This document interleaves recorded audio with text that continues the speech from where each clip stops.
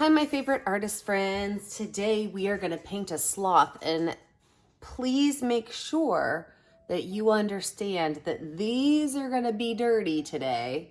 So you might want to have a baby wipe close to you or a rag, or just understand that you are going to have to wash your hands. So be prepared right now that you know that all of this is going to be gross. We are going to create a background, and your background can be any color you wish, but the background I'm choosing is going to be cool colors. So the colors I have on my paint palette for my sloth are black, green, brown, white, blue, and purple. My background color is going to be purple, blue, and white, but you can make yours warm colors. Maybe you want pinks and reds, or maybe you want yellows and oranges. The background is just, you're going to see the background, but you are going to want to decide which colors you would like for your background. Your paint brushes you need is your medium flat brush, and then your two round brushes, the medium and a small. Make sure you have a rag handy and a water container, and don't forget, all of these are gonna be messy, so be prepared to wash hands. Let's get started. For our background, you are going to take your hand and your paintbrush. You are going to put globs of paint in 3 spots on your hand of one of your 3 background colors. You are then going to grab your second background color. I'm choosing purple and blue right now for my next 3 spots. Now I am going to go ahead and wash my brush off because I am using white for my third color, and I strongly suggest you using white for your third color. I'm going to add 4 spots of white. I want to do a lot of white because I don't want my background to be dark. I don't want it to look like a stormy night.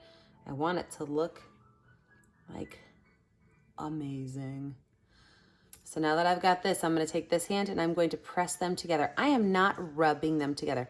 I am pressing them. And what's going to happen is I'm going to get a really cool tie-dyed look. And I'm going to set my hands all over my canvas, everywhere. See how this is starting to look? Now I don't want to have too much paint on here. And even if, I still have a lot, look at all this paint right here in the middle of my palm I have. I can move that to the sides. But you are not trying to load this up with paint because we do want it to dry. Maybe I need to turn my canvas upside down so I can get that bottom part. But you are just going to be stamping this, and it's okay if you end up leaving a little bit of white space. You are just going to be stamping this all over until you get this very unique background. Turn it back one more time.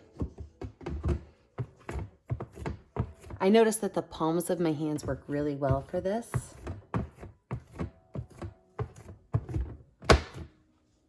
See that? Now it's time for me to go wash my hands. It's probably time for you to go wash your hands, and we need to let our background dry so that we can add our next layer. If you happen to have run out of paint, you can always ask your adult, or you could just use the finger and scoop a little bit more paint onto your hands to finish up your area. Maybe it's a little bit too dark. I could probably lighten mine up. So I added some white, and I can go in and I can add some lighter spaces just to lighten it up a little bit. So there you go. I want you guys to wash your hands and come back when your art is dry. Now let me see how to turn my phone off.